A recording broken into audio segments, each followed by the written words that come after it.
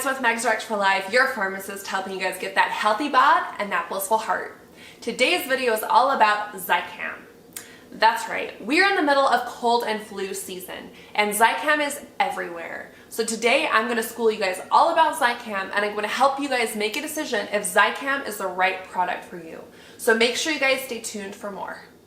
Alright guys, so Zicam is a name brand product that is a zinc supplement. It's marketed for homeopathic, note, it's not FDA approved, so homeopathic use to shorten the duration of coughs, colds, sickness. Now, this product comes in nasal sprays, it comes in lozenges that you suck on, and it comes in sublingual tablets. So there's 3 different varieties that you can actually get, and no one knows exactly how zinc actually works.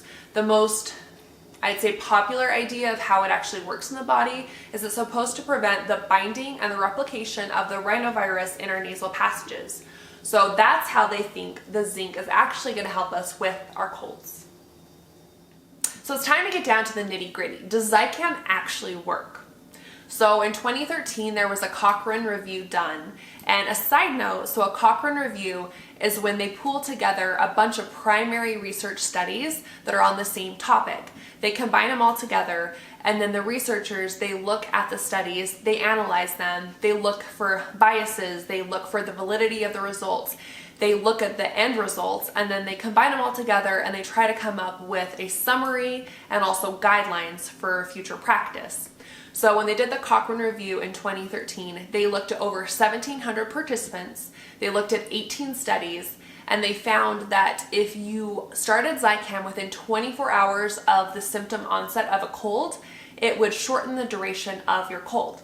So in fact, Zicam does work. Alright guys, so hold your horses. There's more to this story. So back in 2009, there were the nasal gel products on the market for Zicam, and people were reporting that they were losing their sense of smell. So with some people it would come back, and with other people it went on and on and on.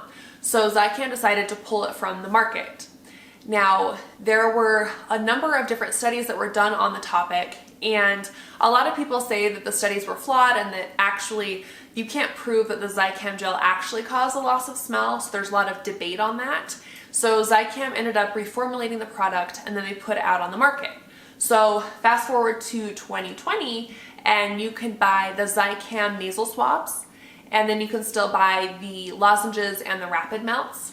Now they say that the rapid melts and the lozenges, those are not thought to have any issues with the loss of smell. That was strictly with the nasal products, but it's still something for you guys to keep in mind.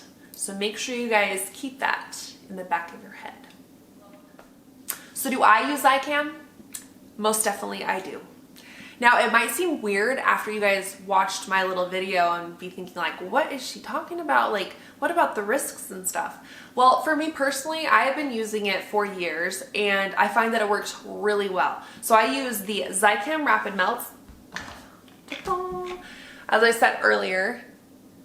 And so as soon as I start feeling a cold coming on, I start taking these, and they just, you put them on your tongue, they dissolve, you don't want to chew them, and then you can do one every 3 hours. Adults with this brand, they can take up to 6 in a day, and you're not supposed to eat or drink anything for 15 minutes after, and no citrus for 30 minutes after taking this when you are using it.